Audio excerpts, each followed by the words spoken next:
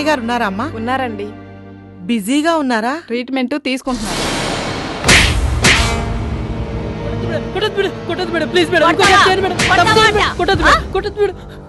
జాగ్రత్త, ఇంకొకసారి నీ భార్యని కొట్టినట్టు తెలిసిందో నీ తోలు ఒలిసి నీ పెళ్ళానికి చెప్పులు కుట్టిస్తాను. వెళ్ళి బుద్ధిగా కాపురం చేసుకో. వెళ్ళా. అలాగే మేడం.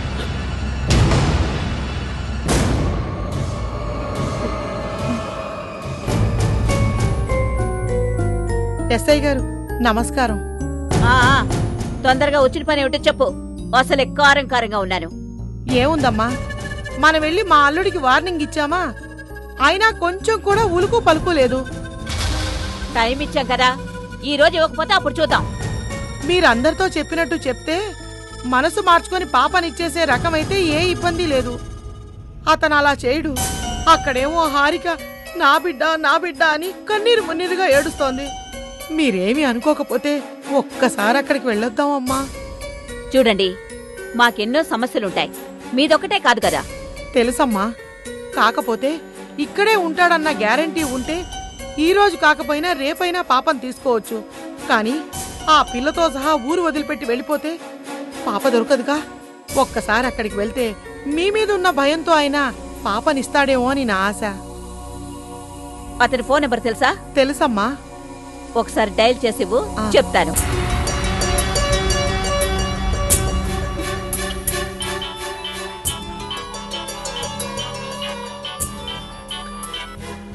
హలో, మాట్లాడానమ్మా. హలో, నేను ఎస్ఐ జయలక్ష్మిని మాట్లాడుతున్నాను. పాప విషయం ఏం చేశారు? మేడం, నాకు కొంచెం టైం కావాలి. తాతయ్య గారికి హార్ట్ అటాక్ వచ్చి హాస్పిటల్లో ఉన్నారు. నేను ఆ టెన్షన్లో ఉన్నాను. తాతయ్యకి దగ్గొచ్చింది, పిల్లాడికి జలుబు చేసింది, ఇలాంటి కారణాలు వినిపించకూడదని మీకు గడువు ఇచ్చాను. ఇచ్చారు, కానీ పరిస్థితి. ఇదిగో, ఇప్పుడు పాపనివ్వడం కుదురుతుందా కుదరదా? ప్రస్తుతానికి కుదిరేలా లేదు మేడం. అయితే మిమ్మల్ని అఫీషియల్ గా అరెస్ట్ చేస్తాను. అవసరం లేదు మేడం, ఒక అరగంటలో నేనే స్టేషన్కి వచ్చి మాట్లాడతాను. వస్తున్నాడు. కాస్త పక్కన పండి. ఏమైంది కిషోర్? ఏం లేదండి, హారిక టెన్షన్ పడుతుంది. నేను అర్జెంటుగా వెళ్ళాలి. పాప లేకుండా ఎలా వెళ్తారు? ఎలాగైనా వెళ్ళాలి, లేకపోతే సమస్య పెరుగుతుంది. తాతయ్య గారిని చూసుకోవడానికి మీరందరూ ఉన్నారుగా. పోనీ నన్ను రమ్మంటారా? అవసరమైతే అక్కడ వాళ్ళకి నేను నిజం చెప్తాను. ఆ అవసరం వచ్చినప్పుడు నేనే మిమ్మల్ని పిలుస్తాను. ఇప్పుడు అవసరం లేదు.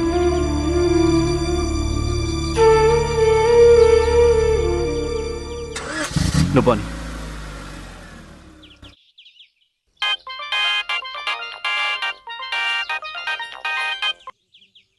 చెప్పు సారు. మన అదృష్టమో దురదృష్టమో కూడా చెప్పలేని సంఘటన జరిగింది. ఆ ముసలోడు ఫ్లైట్ దిగి టాక్సీ ఎక్కాడు. నేను వాడి కోసం ఎదురు చూస్తున్నాను. నువ్వెంతసేపు ఎదురు చూసినా వాడు రాడు. ఏమైంది? ప్రోగ్రాం మారిందా? లేదు, వాడి ఫేటే మారింది. వాడికి హార్ట్ అటాక్ వచ్చింది. కొంపతీసిపోయాడా? పోయుంటే తిన్నగా పంచాగుట్ట శ్మశానానికే వెళ్ళుంటాడు. లేదు, అలా జరగలేదు. నేను అదే జరుగుంటే బావుండనుకున్నాను. కానీ కొన ఊపిరితో ఉంటే హాస్పిటల్లో అడ్మిట్ చేశారట. అక్కడే ముసలుడు పోతే మనకే రిస్కు లేదు, కానీ బ్రతికితేనే రిస్కు. బతికినా రిస్క్ లేదు. వాణ్ణి నేను చంపేస్తాను. ఇంతకీ వాడు ఏ హాస్పిటల్లో ఉన్నాడు? ఆ విషయం నాకు తెలీదు. నువ్వు అక్కడుండి ఏం చేస్తున్నావు? ఆ ముసలోడు ఎక్కడున్నాడో తెలియకుండా నేనేం చేస్తాను? ఫోన్ వచ్చింది, రాగానే అందరూ వెళ్ళిపోయారు. నేను అడిగే టైం కూడా లేదు. అలాగైతే నువ్వు వెళ్ళి రాదని అడుగు. ఆమె చేతే ఫోన్ చేయించు. ఆరోగ్యం ఎలా ఉందో కనుక్కోమను. నీకు ఆటోమేటిక్గా అడ్రస్ తెలిసిపోతుంది. లేదు, ఆ ఛాన్సే లేదు. ఈ విషయం రాధకు తెలియకూడదని చెప్పారు. ఇప్పుడు నేను చెబితే లేనిపోని గొడవ చేస్తుంది. దాన్ని కనుక్కోవడానికి నేను వేరే మార్గం ఆలోచిస్తాను. ముందు నేను చెప్పినట్టు చెయ్యి.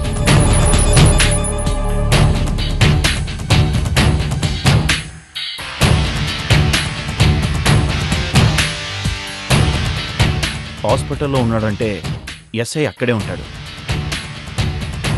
అక్కడికి వెళ్ళడం రిస్క్ అయినా ఎస్కేప్ అవ్వాలి.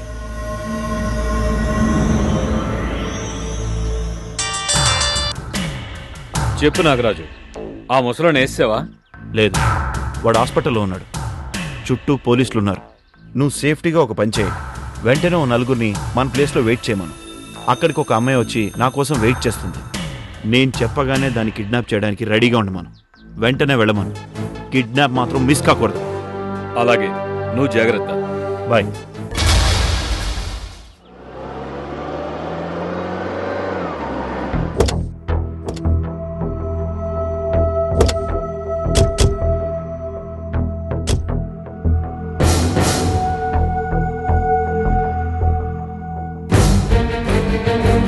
Excuse me.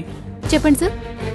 కొద్దిసేపటి క్రితం దశరథ రామయ్య గారనే పేషెంట్ని హార్ట్ అటాక్ వచ్చిందని ఇక్కడ తీసుకొచ్చారు. ఆయన ఎక్కడున్నారు? ఐసీయూలో ఉన్నారు. ఆయన పరిస్థితి ఎలా ఉంది? డాక్టర్ గారిని కనుక్కోండి.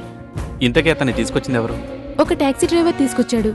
అతను ఐసీయూ బయటే వెయిట్ చేస్తున్నాడు. Thank you.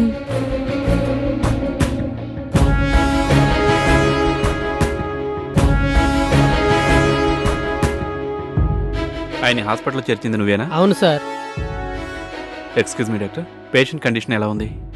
పరిస్థితి క్రిటికల్గానే ఉంది. ప్రస్తుతం ఏం చెప్పలేను.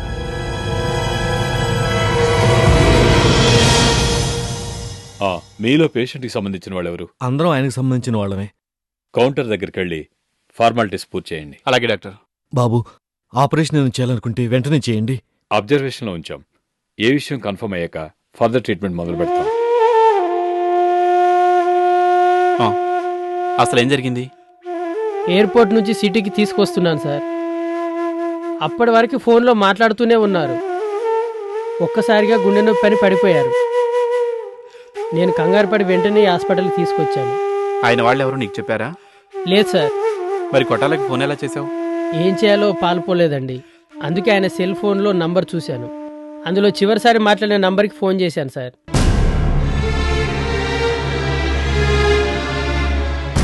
సమయానికి హాస్పిటల్ తీసుకొచ్చి ఆయనకి చాలా సహాయం చేశావు. నీకు మా ఊరంతా రుణపడి ఉంటుంది. మీరు వచ్చేసరిగా నేను వెళ్తాను సార్.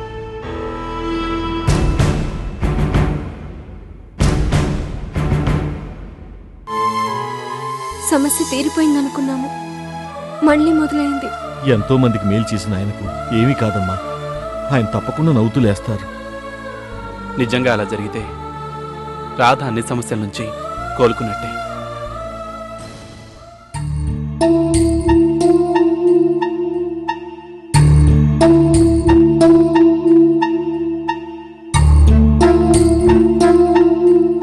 ఎస్ఐ గారు, ఇక్కడుండాలంటే అదోలా ఉంది. నేను కాసేపు బయట కూర్చుంటాను. అంతేలేండి. అవసరం వచ్చినప్పుడు పోలీస్ స్టేషన్ దేవాలయంలాగా, అవసరం తీరిపోయాక యమలోకల్లా కనిపించడం మామూలే. వెళ్ళండి వెళ్ళండి.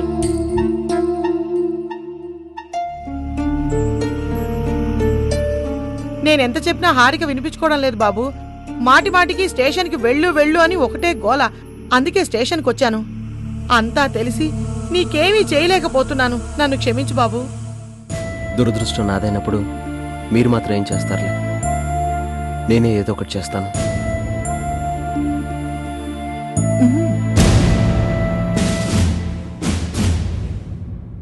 ఏంటి ఒట్టి చేతులతో వచ్చారు? పాప ఎక్కడా?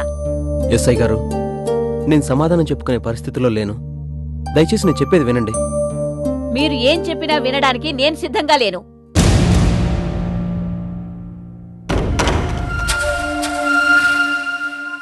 మీ సమస్యలని నాకు అనవసరం అండి. నా పాపని నాకిప్పించండి మీ వైఫ్ కంప్లైంట్ ఇచ్చారు. పాపను అప్పగించడం మీ బాధ్యత. ఒక డాక్టర్గా మీరంటే నాకు గౌరవం ఉండబట్టే ఇంకా మీతో సాఫ్ట్గా మాట్లాడుతున్నాను. మేడం, నేను ఇప్పుడు ఏం చెప్పే పరిస్థితిలో లేను. ప్లీజ్ నాకు ఒక్క అవకాశం ఇవ్వండి. నేను నా భార్యతో చాలా విషయాలు చెప్పాలి. తన చేతే కంప్లైంట్ విత్డ్రా చేయించుకోవాలి.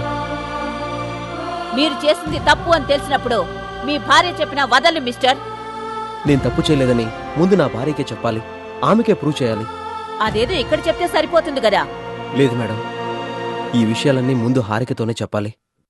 తనతో చెప్పిన తర్వాత ఇంకెవరికి చెప్పినా ప్రాబ్లం లేదు. అదేమిటో ఎస్ఐ గారికి చెప్పు బాబు. ఎస్ఐ గారికి చెప్పే విషయం అయితే ఎప్పుడూ చెప్పుండేవాణ్ణి. ఎస్ఐ గారు, ప్లీజ్ నేను ఒక్కసారి హారికతో మాట్లాడే ఏర్పాటు చేయండి. ఈరోజే పాప విషయం తేల్చేస్తాను. నా మాట నమ్మండి. సరే, నేను హారికను కలిసే ఏర్పాటు చేస్తాను. అప్పుడైనా మీరు పాప విషయం చెప్పండి. పదండి.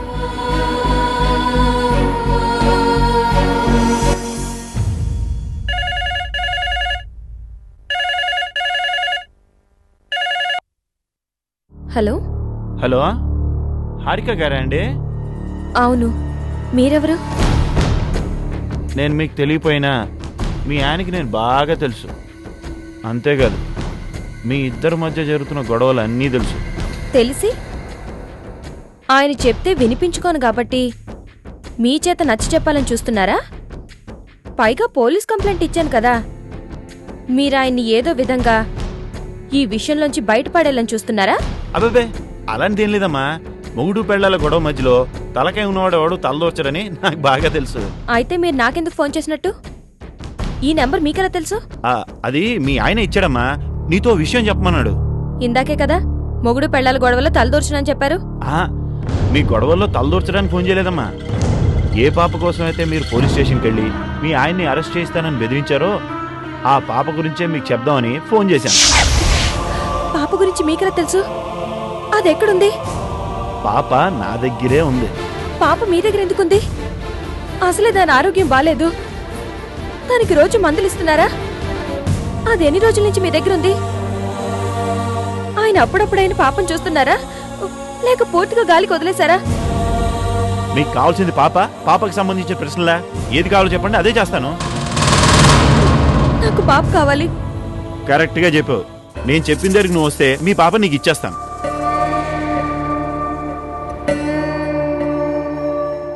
అనవసరంగా పోలీసులతో గొడవ ఎందుకని పాపనిచ్చేమన్నాడు. వెంటనే నేను చెప్పిన దగ్గరికి వస్తే మీ పాపని నీకు ఇచ్చేస్తాను. ఎక్కడికి రావాలో చెప్పండి. అలాగే, అక్కడే ఉండండి, నేను ఇప్పుడే వస్తున్నా. చూడండి, దశరథ రామయ్య గారు కోలుకొని ఆస్తి గురించి డాక్యుమెంట్స్ మీద సంతకాలు చేసే వరకు ఆయన ప్రాణాలకు రిస్కే. మనందరం చాలా అలర్ట్గా ఉండాలి. సార్, వచ్చిపోయే వాళ్ళను పర్ఫెక్ట్గా చెక్ చేయమని చెప్పాం సార్. Very good. కానీ మనం చెక్ చేయాల్సింది హాస్పిటల్ మెయిన్ గేట్ దగ్గరే కాదు. హాస్పిటల్కి అన్ని వైపులా సెక్యూరిటీ చెక్ పెట్టండి. డాక్టర్స్ సిస్టర్స్ని కూడా చెక్ చేసి వాళ్ళ ఐడి కార్డ్ చూసిన తర్వాతే లోపలికి పంపించండి. సార్, వాళ్ళని చెక్ చేయడానికి హాస్పిటల్ రూల్స్ ఒప్పుకోవు సార్. రూల్స్ అనేవి మనిషి ప్రాణాలు కాపాడటానికి ఉపయోగపడాలి, కానీ ప్రాణాలు తీయడానికి కాదు. నేను వాళ్ళతో మాట్లాడతాను. పక్క ఫ్లాట్స్ నుంచి కానీ వేరే బిల్డింగ్స్ నుంచి కానీ హాస్పిటల్కి వచ్చే వీలున్న చోట సెక్యూరిటీ పెట్టించండి. ఓకే? ఎంత చిన్న అనుమానం వచ్చినా ఎవరిని వదలకండి. అలాగే సార్. అన్నిటికీ మించి ఆయన్ని ట్రీట్ చేస్తున్న డాక్టర్ బయటికి వెళ్తూ ఉంటే అతన్ని ఫాలో అవ్వండి. ఎవరిని కలుస్తున్నాడు ఏంటనేది క్లియర్గా అబ్జర్వ్ చేయండి. ప్రతి 10 నిమిషాలకు నాకు అన్ని విషయాలు క్లియర్గా తెలియాలి. నేను లోపల ఉంటాను. Take care. Okay sir.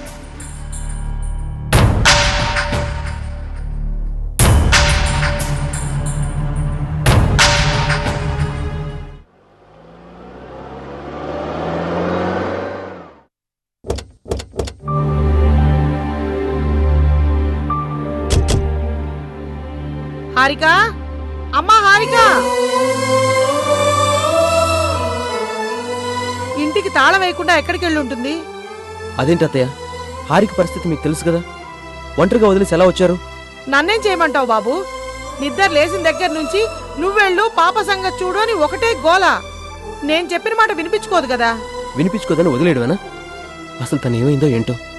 At least తన దగ్గర సెల్ ఫోన్ అయినా ఉందా? లేదు బాబు, నేను వాడమన్నా నువ్వెక్కడ ఫోన్ చేస్తావు అని తను వాడడం లేదు. అసలు నేను ఇప్పుడు ఇక్కడ ఇంటికి తీసుకొచ్చినందుకే ఎంత గొడవ చేస్తుందో అని నాకు భయంగా ఉంది.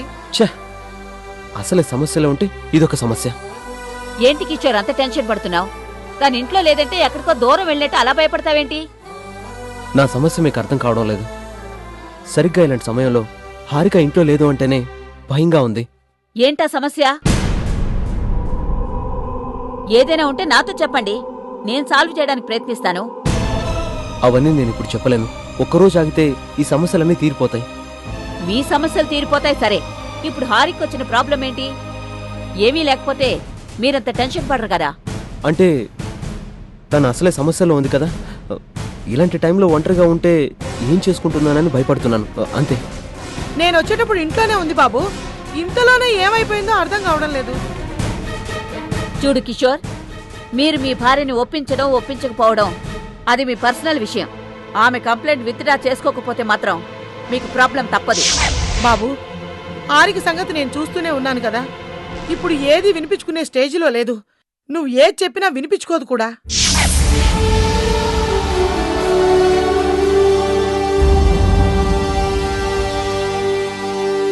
అదేంటి బాబు, మొన్నటి వరకు ఆస్తి వలన రాధకి ప్రమాదం అన్నారు. అందులో వాళ్ళకి ఆదాయం ఉంది కాబట్టి అన్ని చేశారు. కానీ దేవుడు లాంటి ఆయన చుట్టూ పోలీసుని కాపలా పెట్టారు. ఎందుకు బాబు? మీకు అసలు విషయం అర్థం కావట్లేదు. ఇప్పుడు ఆయన ఆస్తిని తిరిగి తన మీద రాసుకుంటే వాళ్ళేం చేయలేరు. అందుకే ఆ పని జరగకుండా ఆయన్ని చంపాలని చూసినా చూస్తారు. ఎందుకు చంపాలని చూస్తున్నారు? ఆయన తీసుకునేది ఆయన ఆస్తే కదా. డబ్బు కోసం ఏమైనా చేసేవాళ్ళు చాలా మంది ఉన్నారు ఈ సిటీలో. అందుకే వీలైనంత త్వరగా ఆయన చేత కొన్ని సంతకాలు తీసుకోవాలి. అప్పుడే ఆయనకి సేఫ్టీ. అందుకే లాయర్ని ఇక్కడికి రమ్మని చెప్పాను. నమస్కారం సార్. నమస్తే. అన్ని పేపర్స్ రెడీ చేసుకుని వచ్చారా? అన్ని రెడీగానే ఉన్నాయి. పెద్దాని చేత 2-3 సంతకాలు చేస్తే చాలు. ఇంతకీ ఆయనకి స్పృహ ఎప్పుడు వస్తుందని చెప్పారు? అది ఇంకా కన్ఫామ్గా తెలియదు. పదండి డాక్టర్ని అడుగు. సరే. డాక్టర్ గారు, ఎస్, దశరథ రామయ్య గారికి స్పృహ ఎప్పుడు వస్తుంది? అది ఖచ్చితంగా చెప్పలేం. మాక్సిమం 2-3 గంటల్లో రావచ్చు. స్పృహలోకి రాగానే ఆయన మామూలుగానే ఉంటారుగా? మామూలుగా అంటే ఏం లేదు డాక్టర్, ఆయన స్పృహలో రాగానే ఆయన చేత కొన్ని డాక్యుమెంట్స్ మీద సంతకాలు తీసుకోవాలి. ఏంటండి మీరు చెప్పేది? ఆయన చాలా క్రిటికల్ కండిషన్లో ఉన్నారు. అదృష్టం కొద్దీ కోలుకున్నారు.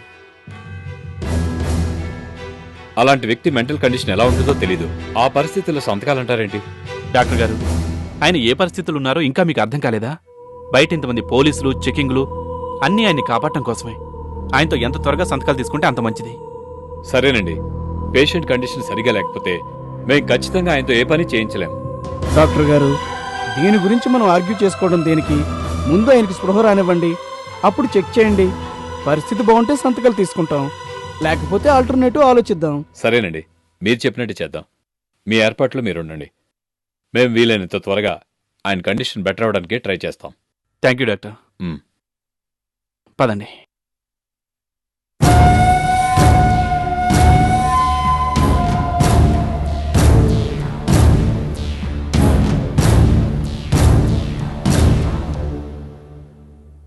సరస్వతి, అందరూ వెళ్ళి చాలాసేపు అయింది, ఇంకా రాలేదేంటి? ఏమోనమ్మా, నాకు మాత్రం ఏం తెలుసు. అది కాదు, వెళ్లేవాళ్ళు నాకు చెప్తే నేను వెళ్లేదాన్ని కదా. అందరూ పోతే తాతగారికి స్వాగతం పలికి నీకెవరో ఒకరు ఉండాలి కదమ్మా.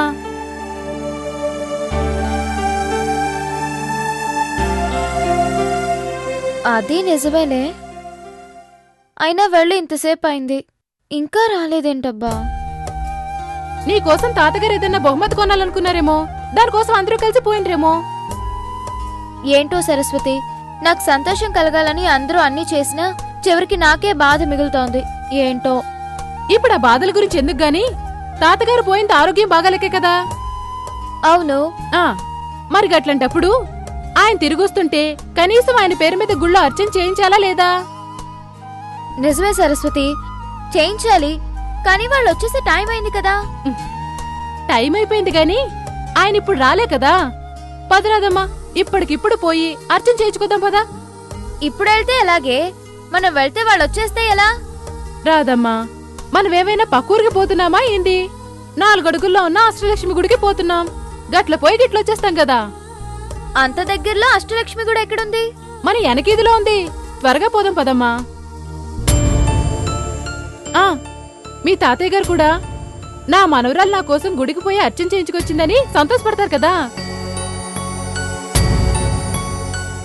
సరే, నేను వెళ్ళి తయారై వస్తాను.